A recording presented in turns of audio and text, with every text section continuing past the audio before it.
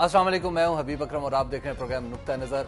आज की सूरत हाल के बारे में आपको मालूम है कि हमारे वजीर आज़म खुल के बोल रहे हैं और ये बता रहे हैं कि हुकूमत के खिलाफ साजिश हो रही है। अब तक की सिचुएशन ये है कि सूरत हाल बहुत ही सयाल है, फ्लूइड है और जिसके बारे में ये यकीन से नहीं कहा जा सकता कि आगे कुछ दिनों में, चंद लम्हों में क्या हो सकता है और क्या होने वाला है। इस पर बात करेंगे, लेकिन ये तकरीर जो आज हमारे वजीर आज़म ने पार्लियामेंट में भी की, उस हवाले से हम रेफरेंस के तौर पर उसको एक दफ़ा दोबारा दोहरा लीजिए, सुन लेते हैं, ताकि उसके बाद हम बात करेंगे मुजीबुर रहमान शामी साहब से कि सिचुएशन क्या बनती हुई नजर आ रही है। जब ये ओबीएल का इशू आया तो ओबीएल के इशू के ऊपर भी आपने देखा होगा कि हमने एक सीसा पिलाई हुई दीवार के साथ भी सपोर्टेड आर एस्टैब्लिशमेंट में भी उस वक्त कुछ इख्तलाफ राय हो सकती है, but we stood with them. और इसी तरीके से नेटो का जो अब हुआ है, again we stood with them and we supported them. We have enhanced the image of the military. कोई ये नहीं हो सकता कि हमने उनके इमेज को कम करने की कोशिश की, हमने उनको उभारने की कोशिश की है और उनको बहुत ऊंचा ले गए हैं। हमने तो मुश्किल तरीन हालात में भी, जब because they were in the middle of war on terrorism, हमने उनके सैलरीज भी डबल कर दिए ताकि हमारे जो नौजवान हैं जो अपना आज कुर्बान कर रहे हैं हमारे कल के लिए, हम उनके लिए जो कुछ कर सकते हैं हम करें। मगर they can't be a state within the state, they have to be answerable to this parliament और इस पार्लियामेंट को वो जवाबदेह हैं। यहां जब हुआ था joint session of the parliament, वो किस चीज के लिए हुआ था? वो तो हुआ था कि ओसामा बिन लादेन इस मुल्क में 6 साल से कैसे रह रहा था, उस पे मैंने ये कमीशन बना दिया।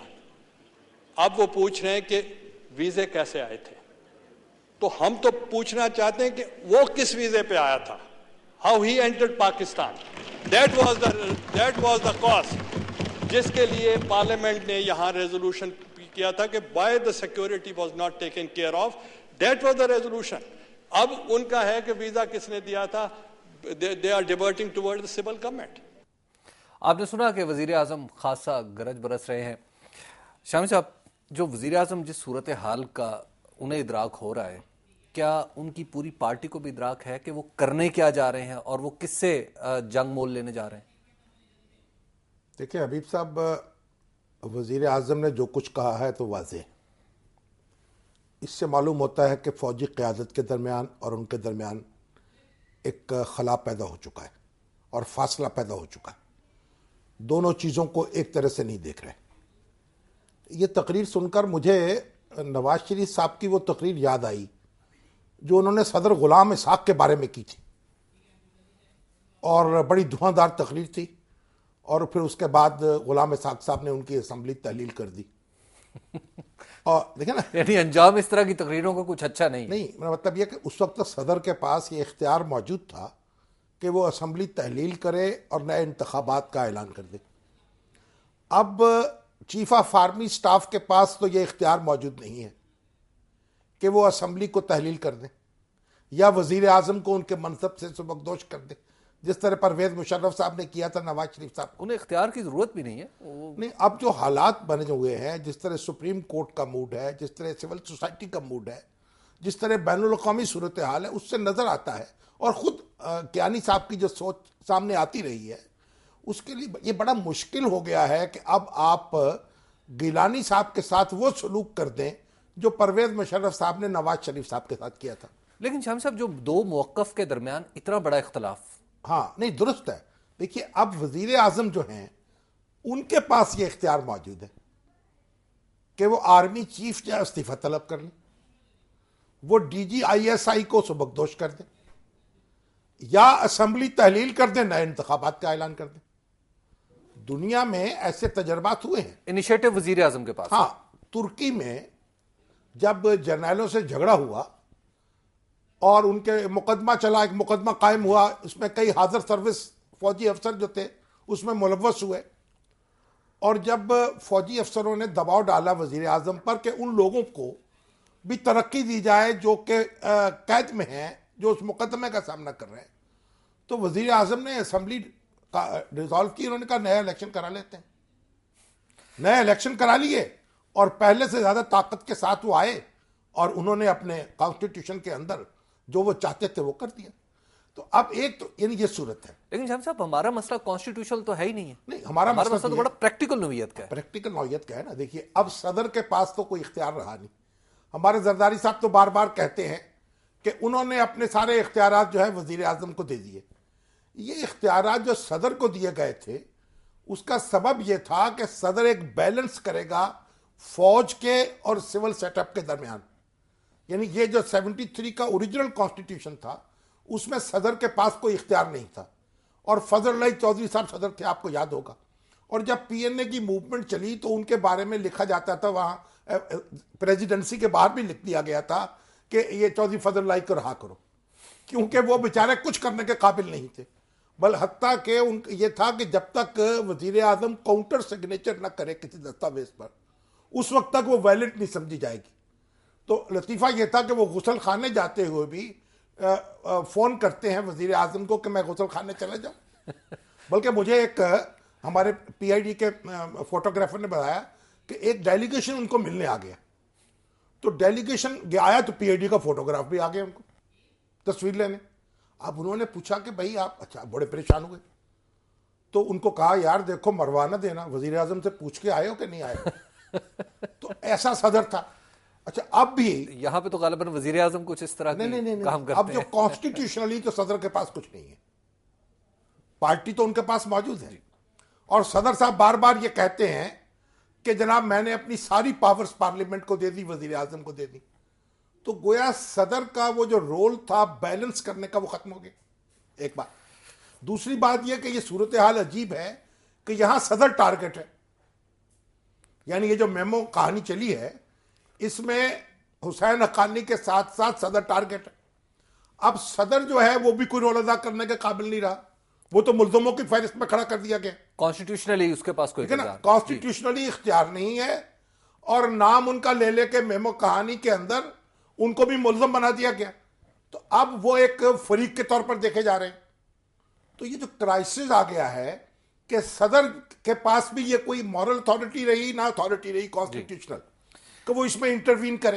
अच्छा शम्स साहब, जो मेमो की लाइन के ऊपर दोनों गाड़ियां आमने सामने खड़ी हैं, फौज की भी और हुकूमत की भी। अब ये देखिए, जो गाड़ियां आमने सामने हुई हैं, अब मैंने आपसे पहले भी अर्ज किया था, पिछली बार भी डिस्कस करते हुए, कि जब तक अपोजिशन जो है वो हुकूमत के मुखालिफ जो अनासर हैं, यानी असम्बली से बाहर या असम्बली के अंदर, उनसे नहीं मिलती, उस वक्त तक कोई सूरत हाल तब्दील नहीं हो सकती।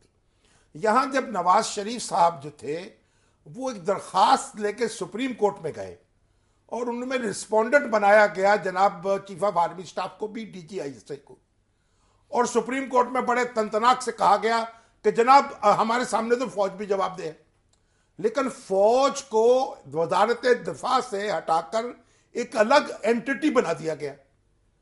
मैं तो आज तक तो ऐसा नहीं होता था कि फौज जो है उससे फौज के तौर पर जवाब तलब किया। इसे हम फौज की ताकत समझे या वजारत दिफा की कमजोरी? यानी आप या अपोजिशन की आप ताकत समझे इसको, आप यानी आप इसको, यानी आप या को इसको शरारत समझे। अब जब फौज एक पार्टी के तौर पर आई तो एक सूरत हाल बड़ी तब्दील हो गई।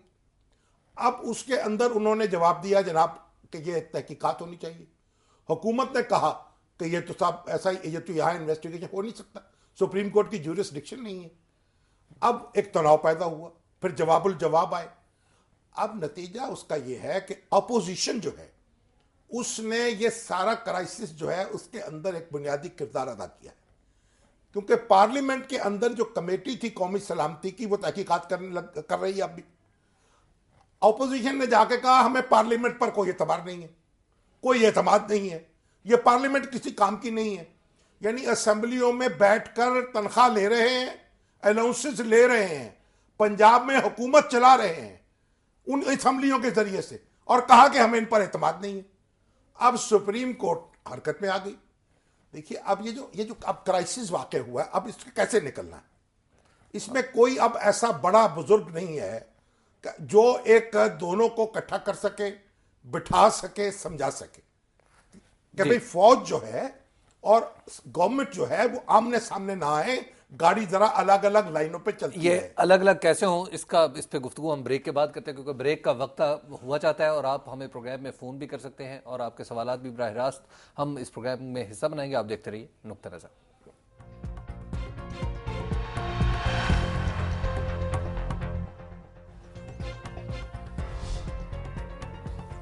नुक्ता नज़र में एक बार फिर खुशामदीद। गुफ्तगू हो रही थी कि कोई बड़ा इस वक्त शाम साहब ऐसा नहीं है जो इन दोनों को बिठा सके कि भाई अलग अलग हो जाओ।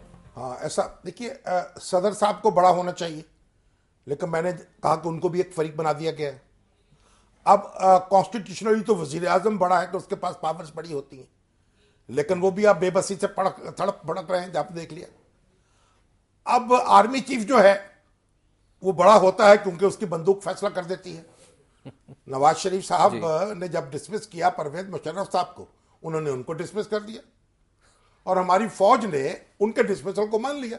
और जो नया आर्मी चीफ मुकर्रर हुआ वो बेचारा ज़ियाउद्दीन भट्ट अभी भी रोता फिरता ख्वाजा, वो उसकी सारे मराहत वापस कर ली, उसकी जर्नैली छीन ली, उसको कोई इंसाफ अभी तक नहीं मिला। फाइनल डिसीजन जो है वो रावलपिंडी में होगा। नहीं, रावलपिंडी का था ना बंदूक जी। अब सुप्रीम कोर्ट कह रही है कि मैं तो बंदूक की बात नहीं चलने दूंगी।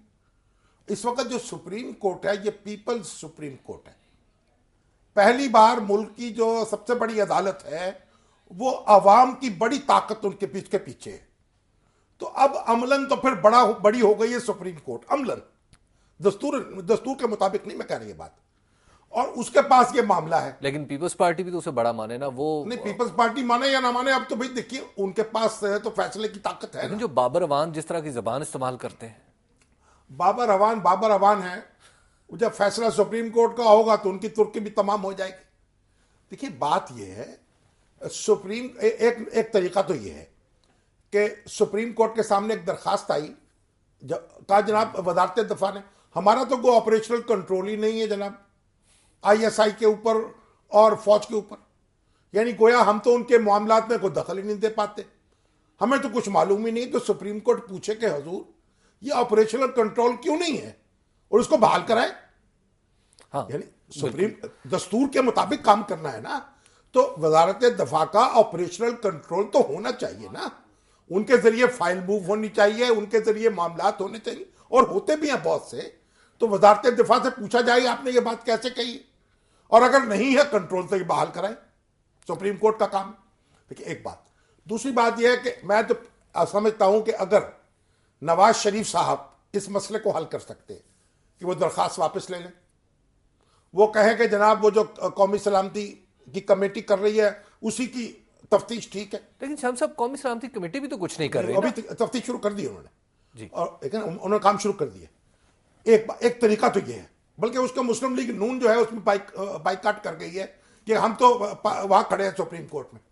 दूसरा तरीका यह है कि नवाज शरीफ साहब और गिलानी साहब जो हैं वो मुत्तफिक हो जाए किसी ऐसे शख्स पर जो तफ्तीश करे मामलात की, जैसे खोसा साहब को मुकर्रर किया था सुप्रीम कोर्ट ने, उनकी जगह दूसरा कोई आदमी मुकर्रर नहीं किया, किसी कमीशन का सरबरा, तो दोनों मुत्तफिक हो जाए किसी नाम पर, यानी ये भी क्राइसिस टल जाएगा।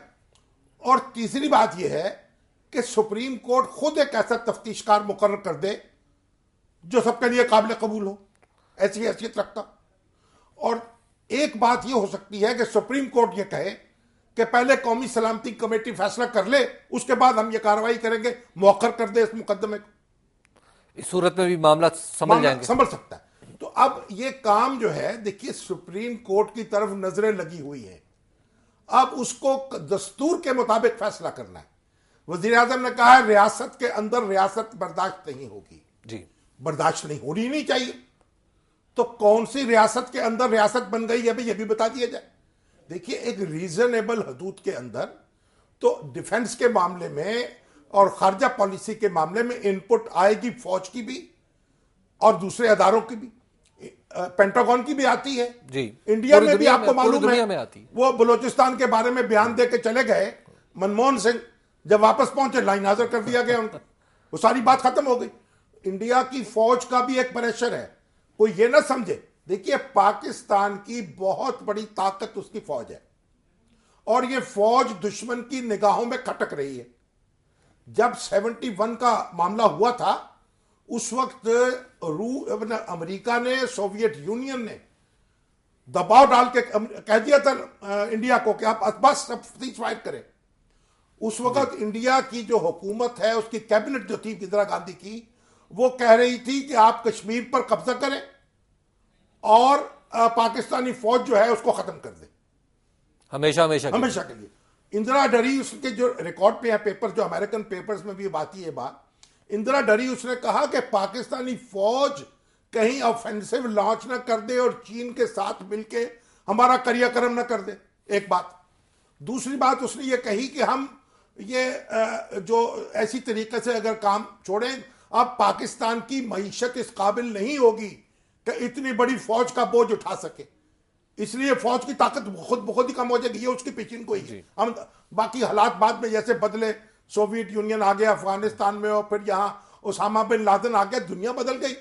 बात यह है कि फौज की ताकत तो हर कीमत पर बरकरार रखनी चाहिए, रहनी चाहिए, लेकिन फौज की पॉलिटिकल ताकत लेकिन सियासी अदारे जो हैं और कॉन्स्टिट्यूशनल जो ताकत है वो भी बरकरार रहनी चाहिए। वजीर आजम की कीमत पर चीफ ऑफ आर्मी स्टाफ और चीफ ऑफ आर्मी स्टाफ की कीमत पर वजीर आजम जिंदाबाद नहीं कहा जा सकता। लेकिन जब हमारी सिविल गवर्नमेंट के इदारे जो हैं वो इस तरह की चीज़ों पे उन पे इल्ज़ाम लग रहे हों कि आप दूसरे लोगों को इनवाइट कर रहे हैं अपनी फौज के खिलाफ, तो इसका क्या किया जाए? देखिए, ये तो मैं आपको पहले अर्ज कर रहा हूं कि ये तो एक, मैंने तो पहले दिन से कह रहा हूं भाई, एक मशकूक शख्स ने एक मशकूक काम किया, अब कौन उसके पीछे है, किस तरीके से मामला चला, अब आप देख लीजिए, दुनिया में हमारे जैसा पागल कोई नहीं होगा जो सारे अदारे बंदूकें तान के एक दूसरे के बारे में बैठ गए। अब देखिए जो आपका क्या उसका नाम है, विकी लीक्स वाला जी, जुलियन असांज, उसने गुफ्तगू की है, वो उस पर मैंने देखी नेट पर कि उसने कुछ स्टूडेंट्स ने और कुछ मीडिया के लोगों से गुफ्तगू की है। उसने कहा भाई ये तुम्हारे पास आईफोन किसके पास है, ब्लैकबेरी किसके पास है, फला किसके पास है। उसने कहा ये सारा डेटा और सारे इसके पैगामात बदले जा सकते हैं, ये कोई प्रॉब्लम नहीं है, ये सारा काम होता है और इस तरह की एजेंसियां और इस तरह के अदारे मौजूद हैं। लेकिन मंसूर एजाज क्या एक आदमी कर सकता है ये काम? Mansoor Ijaz telecommunication company का एक चीफ एग्जीक्यूटिव है और उसके बोर्ड ऑफ एडवाइजर्स का चेयरमैन जो है एक CIA का साबिक डायरेक्टर है, एक जर्नल उसके बोर्ड में शामिल है। तो मंसूर एजाज बड़ी तोप चीज है। ये टेली कम्युनिकेशन कंपनी कुछ भी काम कर सकती है, तो ब्लैकबेरी के मैसेज क्रिएट हो सकते हैं, बदले जा सकते हैं। हम किन चक्करों में मुब्तला हो गए, और ये बार बार वो कह रहे हैं कि मेमो जो है, पहले कहते हुसैन हक्कानी साहब ने लिखवाया है जी, लिखवाया है, डिक्टेशन दी है। अब उसके बाद उन्होंने कहा जी 2-3 आदमी और भी शामिल थे, फिर वो क्या जेम्स जोन्स जो है उन्होंने कह दिया कि जनाब उन्होंने तो हुसैन हक्कानी का नाम भी नहीं लिया था। तो ये इतनी खिचड़ी पकी है। देखिए, तहम्मुल के साथ, बुर्दबारी के साथ हमें अपने इस मामले की तहकीकात करनी चाहिए थी आहिस्तगी के साथ। ये नहीं कि इस तरीके से शोर मचा के, हंगामा खड़ा करके, पूरी दुनिया में मजाक बनाकर। अब उन्होंने ये भी कह दिया कि ISI के DG जो हैं, जो अरब मुल्कों का दौरा कर रहे थे, जनाब उसकी तरदीद भी कर दी उन्होंने। ISPR ने तरदीद की उसकी कई दिनों के बाद, अगर पता नहीं इतने दिन क्या सोचते रहे, वो चेक कर रहे होंगे ना कहीं गए नहीं। तो देखें, अब यानी ये आलम है, तो एक दूसरे से खौफजदा अदारे, ये परवेज मुशर्रफ साहब जो थे और नवाज शरीफ साहब, ये एक दूसरे से खौफजदा हो गए थे। नवाज शरीफ साहब का ख्याल था कि मुशर्रफ साहब उन पे हमला करने वाले, मुशर्रफ का ख्याल था नवाज शरीफ उन पे हमला करने वाले। दोनों अपने अपने दिफा की तैयारी कर रहे थे और दोनों समझ रहे थे कि दूसरा उस पर अटैक करने वाला है। अगर ये पूरी कहानी पढ़े ना आप, तो बड़ी दिलचस्प है। अभी सूरत हाल ऐसी की मालूम हो रही, यूसुफ रजा गिलानी ये समझ रहे हैं कि फौज उनके दर पे है, और फौज समझ रही है कि ये जो हुकूमत है इसके अंदर बैठे हुए अनासर उसके दर पे है।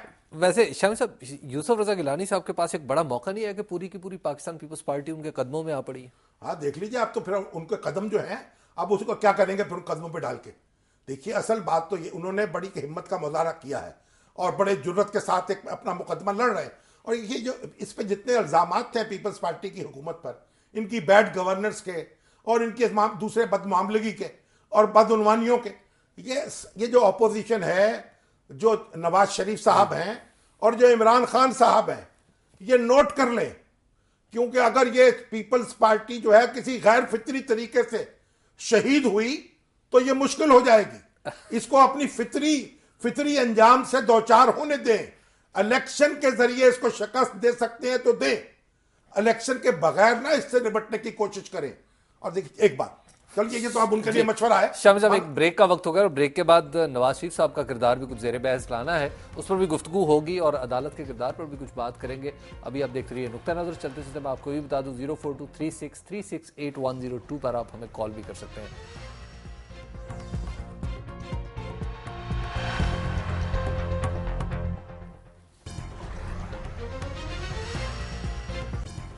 नुक्ता नज़र में एक बार फिर खुशामदीद गुफ्तगू हो रही थी कि आखिर इस क्राइसिस से निकल कैसे सकते हैं। शाम साहब, आप कह रहे थे कि एक तो है अदालत का रास्ता, लेकिन नवाज शरीफ का भी तो एक मशवरा है ना कि फौरी तौर पर इलेक्शन करवाएं, एक मैंडेट ले लें और वही जो आपने तुर्की वाली बात की थी उससे मुमासलत सकते हैं। नवाज शरीफ साहब के खिलाफ कार्रवाई हुई और इनको इख्तिदार से निकाल दिया गया, तो जर्नैल इनके पास आ रहे थे बार बार, कहते थे आप असेंबली डिसॉल्व कर दें ताकि नए इंतखाबात हो सकें, केयर टेकर वजीर आजम मुकर्रर कर देंगे आप और हम आपको आज़ाद कर देंगे। इन्होंने मानने से इनकार किया। इन्होंने कहा मैं आपकी धौंस में यह काम नहीं करूंगा, जब करूंगा इंडिपेंडेंटली करूंगा, और उसके लिए सफ़र भी किया। तो अब नवाज शरीफ जैसा आदमी ये मशवरा कैसे दे सकता है कि धौंस में आके आप असेंबली को बर्खास्त कर दें। और वैसे भी आप देखिए अभी तो फहरिस्तें तैयार नहीं है, फौरी इलेक्शन नहीं हो सकता। और जनाब सुप्रीम कोर्ट ने कहा है कि 23 फरवरी तक ये फहरिस्तें तैयार करें। अब उससे जो एक मैसेज गया है वो भी सुप्रीम कोर्ट से भी मुअद्दबाना गुजारिश है कि भाई जरा कुछ थोड़ा सा अज़ारे ख्याल करते वक्त कुछ हमारा भी ख्याल कर लिया करें। ऐसा दिल धड़कने लगता है, पता नहीं क्या होने वाला है। लेकिन बात शाम साहब, इलेक्शन तो एक जमहूरी प्रैक्टिस तो है ना, लेकिन आप मुसल्लत तो नहीं कर सकते ना। ये तो वजीर आजम का हक है, जब चाहे वो कराए और जब चाहे ना कराए। हाँ, अगर असेंबली में कोई वजीर आजम ना बन पा रहा हो तो फिर ही वो रिजॉल्व हो सकती। कॉन्स्टिट्यूशन तो पढ़ लेना, हम कॉन्स्टिट्यूशन को नहीं पढ़ते और दुनिया की हर चीज पढ़ते हैं अल्लम गल्लम। देखें एक बात और भी है अभी कि ये जो इत्तेहादी हैं हुकूमत के जी, मुस्लिम लीग, काफ, MQM और ANP, यानी चौधरी शुजात हुसैन, अल्ताफ हुसैन और असफंद यार वली, ये भी इस क्राइसिस में किरदार अदा कर सकते हैं। गोया अगर ये हुकूमत की सपोर्ट खत्म कर दें तो हुकूमत इंतखाबात कराने पर मजबूर हो जाएगी। क्या ऐसी सूरत हाल में ये काबिल एतमाद इत्तेहादी हैं? नहीं, काबिल एतमाद भी तो है, बैठे हुए डटे हुए। इन लोगों को कोशिश करनी चाहिए, ये 3 अफराद जो हैं, 3 रहनुमा, ये आर्मी के सरबराह से भी मिले और वजीर आजम से भी मिले और देखें ये मामलात को दुरुस्त कराने की कोशिश कर सकते हैं। और अगर दुरुस्त ना हो तो फिर फैसला कुन किरदार भी अदा कर सकते हैं। लेकिन शाम साहब, इन तीनों की अहमियत क्या अकेले नवाज शरीफ इन सबसे बड़े नहीं? वो असेंबली जो इनके उसमें है ना, ये हुकूमत जो है उसका तोता जो है उसकी जान तो इनके पास है। अगर ये विड्रॉ करा लें अपनी सपोर्ट तो हुकूमत की मेजॉरिटी खत्म हो जाएगी। देखें, इसलिए नवाज शरीफ साहब की जो ताकत है वो असेंबली से बाहर है और असेंबली के अंदर भी है, लेकिन वो हुकूमत को तोड़ नहीं सकते, हुकूमत को बना नहीं सकते। जब तक ये इत्तेहादी कर सकते हैं, इनको आगे आना चाहिए और अपना किरदार अदा करना चाहिए। लेकिन शाम साहब, ये हुकूमत भी कोई अपनी मकबूलियत की मिराज पे तो नहीं है ना? एक अदम मकबूलियत की आप यूं कहिए कि बिल्कुल नीचे है उसमें। बात यह है हुजूर, ये इस वक्त मकबूलियत और नामकबूलियत का मसला नहीं है। इशू ऐसा खड़ा होता है, अब हम तो पेट के दर्द को रो रहे हैं और जब दिल में दर्द शुरू हो गया तो पेट का दर्द तो भूल गया ना। अब ये इशू तो नॉर्मल हालात में तो हुकूमत जो है बड़ी दबाव में होगी, और जब आप मसला खड़ा कर दें कि अनकॉन्स्टिट्यूशनल कोई इकदाम हो जाए या हुकूमत को जबरदस्ती घर भेज दिया जाए तो एक इमोशनल रिएक्शन होगा। सिंध में भी होगा, बलोचिस्तान में तो अभी आपने सुना नहीं वो जी अपना, जब मैगल साहब ने क्या कहा जी, बलोचिस्तान में उन्होंने बड़े सख्त, अगर आप कहें तो मैं आपको सुनवा भी सकता हूं जी। मैगल साहब ने जो कहा था वो भी जरा हमें दिखा दीजिए कि वो क्या कहते हैं। अब पता चला ना कि ये फौज जो है, ये फौज पंजाबी के लिए बुरा मानती है। मियाँ साहब मुझे माफ करें, पंजाबी के लिए ये बुरा मानती है। ये पंजाब की फौज है, ये पाकिस्तान की फौज नहीं, या फिर मैं पाकिस्तान का हिस्सा नहीं। मुझे पाकिस्तानी वो नहीं समझते। अगर नहीं समझते हैं, मुझे इस पर कोई एतराज नहीं है। उन्होंने खुद ये फैसला मेरे लिए किया है, सर आंखों पर मेरे। जी, आपने सुना और देखा कि अताउल्लाह मेंगल साहब एक बिल्कुल दूसरी तरह की बात कर रहे हैं। फौज हदफ है। हालांकि इस फौज में अब पंजाब की वो हैसियत नहीं है जो किसी जमाने में होती थी। बलोच नौजवान भी भर्ती हो रहे हैं और साथ खड़े हुए Abdul Qadir Baloch lieutenant general retire हुए हैं, कोर कमांडर थे, वहां गवर्नर थे। तो फौज में बलोची भी हैं, आज सिंधी भी हैं और पश्तून भी है। तो हर इलाके के लोग मौजूद हैं, इनकी तादाद बढ़ रही है और एक वक्त आएगा बहुत जल्द कि उनकी तादाद जो है उसके मुताबिक हो जाएगी जो आबादी का रेशो है। लेकिन इसके बावजूद फौज टारगेट है एक मखसूस हालात की वजह से। किसका टारगेट है? ये उन सब लोगों मरकज गुरेज ताकतों का टारगेट है। उन ताकतों का टारगेट है जिनको शिकायत है मरकज से, जिनको अपनी ऑटोनॉमी चाहिए। देखिए अताउल्लाह मेंगल साहब जो है मेरे बड़े मोहतरम, मुझे उनकी हर बात से इत्तफाक नहीं है, लेकिन वो दुखी आदमी है। उनका बेटा भुट्टो साहब के दौर में मारा गया, कत्ल किया गया उसको दिन दहाड़े और सुराग नहीं मिला असदुल्ला का। और अभी जो बेटा दूसरा जिस तरह उसको जेल में रखा गया, जिस तरह जहां सूरत हाल खराब है, हमारी सारी हमदर्दी उनके साथ है इस मामले में। लेकिन मैं कह रहा हूं तलखी कितनी है, इस तलखी पर मरहम रखने की जरूरत है, इसको कम करने की जरूरत है, इसको बढ़ाने की जरूरत नहीं है। अच्छा शाम साहब, इस वक्त अगर हम कराची से लेके ऑनवर्ड सूरत हाल, कराची में आफाक अहमद को रिहा कर दिया गया एक खास अंदाज में, और डेफिनेटली उससे MQM को थोड़ा सा तनाव की कैफियत, उन्हें डर की और खौफ की कैफियत पैदा होगी, वो परेशान तो होंगे।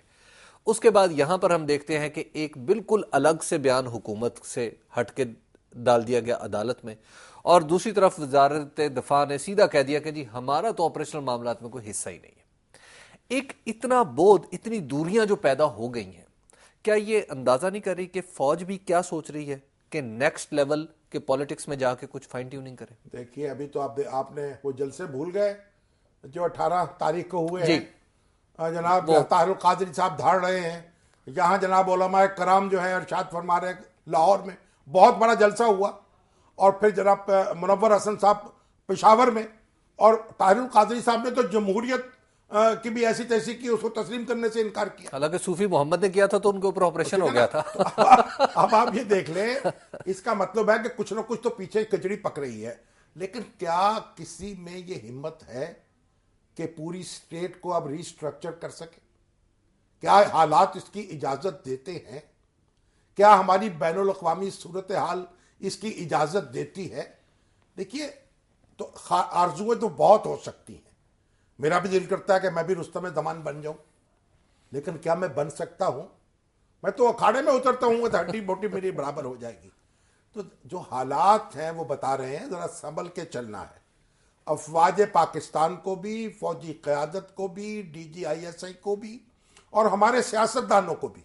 और आप देखिए ये झगड़ा क्या है। अभी वो आपने देखा नहीं, वो जो आज रिपोर्ट आ गई न्यूयॉर्क टाइम्स ने छपी है, अगर जो ऑफिशियली तो नहीं बताई, वो जो नेटो का हमला है जी, सलाला चेक पोस्ट पे, सलाला चेक पोस्ट, उन्होंने कहा जी कि ये जो हमला है, कुछ हमसे भी गलती हुई है, कुछ पाकिस्तानियों से भी हुई है, कुछ हमने भी उनको गलत सिग्नल दे दिए, कुछ उन्होंने हमें गलत सिग्नल दे दिए जी। अच्छा ठीक है ना। और उसके साथ ये भी कहा कि भाई हम 30% से कम सप्लाई होती है नेटो से, नेटो के लिए पाकिस्तान से, बाकी सब माल दूसरी तरफ से आ रहा है, इसलिए हमें कोई इतनी परेशानी नहीं है। सब क्या अमेरिका और अफगानिस्तान भी इस पूरी सूरत हाल में कोई वजह है? देखिए उन्होंने तो वॉल स्ट्रीट जर्नल में आपने देखा कि उन्होंने कहा कि आप माफी भी मांग सकता है अमेरिका इसके ऊपर जी। देखिए बात यह है कि एक अब ये तहकीकात हो रही है, हम उसमें शरीक नहीं हुए। अगर हमने जॉइंट इन्वेस्टिगेशन नहीं करनी थी तो फिर कुछ तीसरे दोस्त मुल्कों को कहते, तुर्की को कहते, जर्मनी को कहते, मिलकर इन्वेस्टिगेट कर लेते। मसला खत्म जो करना है ना, कहीं आगे तो बढ़ना है कि नहीं, वहां जहां बंद गली में आ जाना है। तो ये कोई अच्छी बात नहीं। मैं बताता हूं कि जो ये पेचीदगी कितनी होती है। अभी दिलचस्प बात मैं बताऊं आपको, जावेद हाशमी साहब के बारे में कौमी असम्बली में बताया गया कि उन्होंने बैरून मुल्क इलाज के लिए उनको 30,000 पाउंड दिए गए जी, यानी कमोबेश 50 लाख रुपए बनते हैं वो। अब वो खड़े हो गए, जनाब मुझे तो एक पैसा नहीं दिया, ना मैंने लिया, आपने ये कैसे कह दिया? उन्होंने कहा अच्छा चेक कर लेंगे। उन्होंने चेक नहीं करे, इस पर इंक्वायरी कमेटी बनाए, उसकी रिपोर्ट आई, फिर इंक्वायरी कमेटी बनाई, फिर उसकी रिपोर्ट आई कि यह बात गलत है, फिर वजीर आजम ने उस पर माजरत की, उस पर असम हाउस के अंदर। देखिए वजीर आजम उनको मिलने के लिए गए थे, मैंने पूछा हाकिम साहब से, उन्होंने कहा वजीर आजम मेरी इजाजत के लिए आए थे, उन्होंने पेशकश की थी कि आप अगर सरकारी खर्चे पर इलाज के लिए बाहर चले जाएं। मैंने शुक्रिया अदा करके उसे रद्द कर दिया कि बस मेरे जो मद्दा है, दोस्त हैं, वो काफी हैं। शाम साहब, एक ब्रेक का वक्त हो गया और जावेद हाशमी साहब के बारे में आजकल एक और खबर भी है, बरसबील तस्करा आ गई है। मैं वो सवाल आपसे ब्रेक के बाद करूंगा। आप देखते हैं नुक्ता नजर। 0423636810 पर आप हमें कॉल भी कर सकते हैं।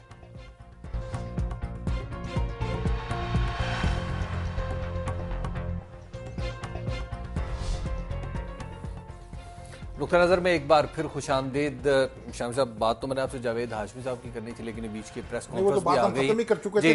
देखिए, छोटी सी बात है जावेद हाशमी साहब की सेहत की, और कितना कन्फ्यूजन पैदा हुआ कि पैसे उनको दिए कि नहीं दिए। जो मैंने पूछना था, हुई जी हाँ जी, जो मैंने पूछना था वो इमरान खान के हवाले से पूछना। हाँ, वो भी मेरा ख्याल है कुछ बदले बदले से सरकार नजर आते हैं।